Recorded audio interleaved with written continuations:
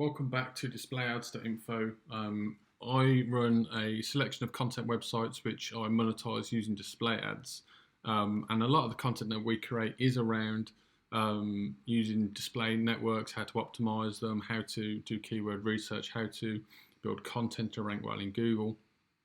This article is a little bit off topic, but for people that manage websites, I created a list of all the internet resources that I use, which makes running websites easier. So if you've got a few minutes, just listen to this video. You're guaranteed to get some tips. These are just my experiences of using a couple of things around the internet, which I use firsthand and make your life easier, basically. So let's run through it. WordPress themes, Theme Forest is what I recommend using. Soldad is my current favourite theme. Well optimized, built for the modern period, works well on mobile, quite fast. It's actually the theme you're looking at now. I do recommend that.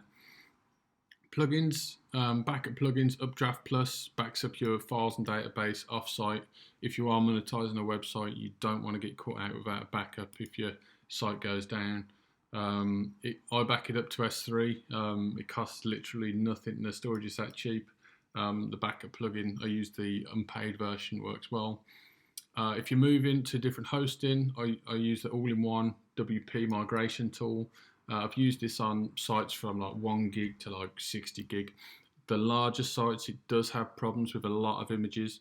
So what I typically do is just zip up the images per year, export them over manually via FTP, and then just use this tool to handle things like the themes, the database, a couple of core files, etc. But that's the tool I use. It's free, it does the job. Security plugins, WordFence is my go-to. I think that's a good plugin. I think having some additional layers of security at the WordPress level is worth doing. So good brute force protection, good kind of virus scan protection, etc. So I'd recommend using a free version of that. Redirection plugin, just managing URLs, making sure you don't have broken links. So this plugin here, I recommend. It'll clean up a lot of your links on your website, etc. Broken links. Site hosting, I like AWS, Lightsail, really fast, really cheap. You do have to have a little bit of technical knowledge to either configure it or troubleshoot it. And then I do have some budget hosting as well. So iFastNet, I'm not necessarily recommending it, but it's there. It's super cheap. It's like $5 for 20 sites. Performance isn't fantastic, but I use it as like a development area, and then my performing sites are put on Lightsail. If you didn't know, Azoic has completely free hosting, so unlimited storage. So that's worth knowing if you're already on there. You've got some sites that you just want to host. The performance isn't great, but if you've got sites that don't need good performance or have low traffic, that will work well. Domain name registration. So I feel like domain name registration is a con all the time. The cost of it, but Cloudflare do it at what they're calling is cost, but it's the cheapest that I've seen. So it's really, really cheap for renewing. There's no scams. There's no sign up for a couple of years and the price gets better. It's actually really good. So have a look at that. Table generation, getting tables to work in WordPress can be difficult. We've got a tool here that basically you paste in your table from Excel or whatever, and it'll convert it into the HTML for you, which is very useful. CDN, just performance, Cloudflare, it's nothing new. I'd recommend using that. Display ads, we're using Azoic, just a premium partner, a premium display ad network. So we have used AdSense in the past, moved over to this. Performance is great. Obviously, that's what a lot of the information on this site is about. Keyword research, I'm a big fan of Ahrefs. I really like how it works. Listing out all the different options here, but paid version I use, but if you have no budget, there is a couple of good free bits. I'd recommend having a look at those.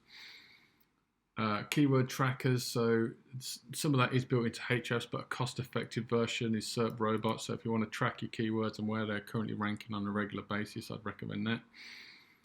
CRM, I use Copper, integrates well with Gmail. So if you want a lightweight CRM that sits on top of Google email, your Gmail, this is a really good product that works well for me.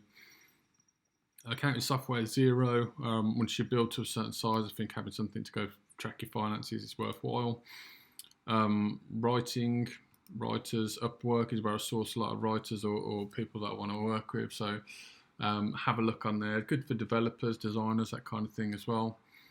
So plagiarism checks. So Small SEO Tools has a free tool which works pretty well. You can only do about 1,000 words at a time, but it's a decent thing. Affiliate marketing, CJ Networks is where affiliates is where you can get a lot of different affiliate accounts through there. So I'd recommend that. Design work, Canva is really good. So that's good for thumbnails, images, banners, that kind of thing. If you're looking for logo design, I really like Looker. They do some good stuff. It's quite cost effective. Uses Oak Video Player as well for hosting some videos. We can run some ads on them. That's useful. Just going through the basics. I mean, I'd expect most people know this, but Google Search Console. This is where you basically tell Google about your website. You submit your sitemaps, etc. So everyone should be using that if you own a website. Google Analytics. Next thing, if you haven't got that, it's a kind of a default to have that in place. The whole G Suite. I love their hosted email solution. I think it's the best around. If you're checking your code validation, so we use the W3C markup validator, really useful tool for looking for bad bits of code. Don't get alarmed if you see a lot of warnings in there and maybe some errors, but pretty much every page shows some errors, but it's good to know what you've got going on and analyze it from there. Speed test, just use webpagespeedtest.org, really like their setup. Works really well. There's lots of other similar things to that as well. Screen recording software, so Screencastify works really well. Attaches just to Google Drive, so as soon as you record a video from your Chrome browser, it will save into Google Drive, and then you can share it directly from there with just one click. Really good. Payments, PayPal, Stripe, straightforward. Audience building, OneSignal. So this, when you click on a new website, you get the little "Do you want to allow notifications" thing. This allows us to push out a notification to web browsers each time we launch a new article. So I'd recommend looking into that. MailChimp for sending out mass emails, that's useful.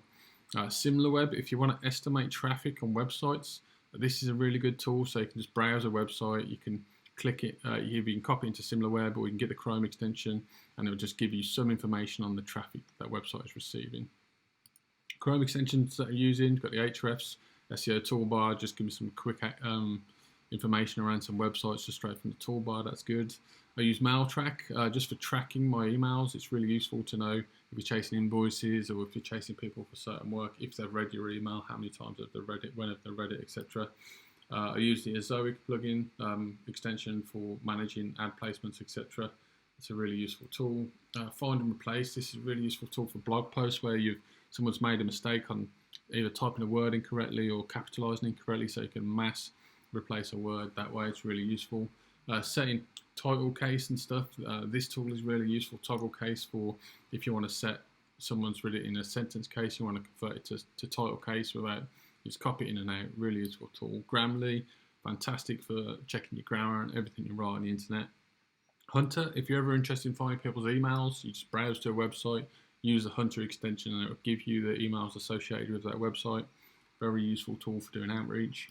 NoFollow SEO link highlighter. So if you're placing links or checking your links on external websites, you can let this extension know about it, and it will highlight your links on that page, and it will also show if they do follow or no follow as well. So very useful tool. Webmin, this is something I use to manage my kind of Linux servers with a graphical interface. So really useful tool if you're using AWS Lightsail as an example. Schema markup. So if you're putting schema markup in post FAQ schema, that kind of thing. So this is a good tool for doing that. And then testing it. If you want to test it after, this is a good tool for doing that. Guides. So yeah, really interesting. So Google Search Central. There's a lot of myths around SEO, but I find that a lot of people will read junk on the internet, but they won't bother to read the Google Search Central information itself. So this is where Google literally distribute information around search algorithms, search policies, and I think it's essential for webmasters to search and to read and understand this stuff. So I'd really recommend having a look at that. On-page SEO checklist. So this is just a guide that we wrote for how to optimize a blog post for a keyword. So really useful guide. I'd recommend looking at that. Similar to that, we've got our keyword research article, so explaining exactly how we do keyword research. So using these two together, you can actually do the keyword research, then optimize a post using a keyword and our checklist here. If you're using the Zoic, we've got a guide on how to optimize for more ad revenue. So really simple, just going through and checking that you've completed everything from our list, and in theory your EPMV will increase. We've had some good results for that as well. There's a lot of things that are easily overlooked. And that is it. That's our full guide for web resources, everything that we think that you need to know if you're running a website and interested in content production and showing display ads. Okay. I hope that helps. If you're interested in more information around running content websites, we've got a vast array of stuff available on displayads.info. And that's all for now. Thanks for watching.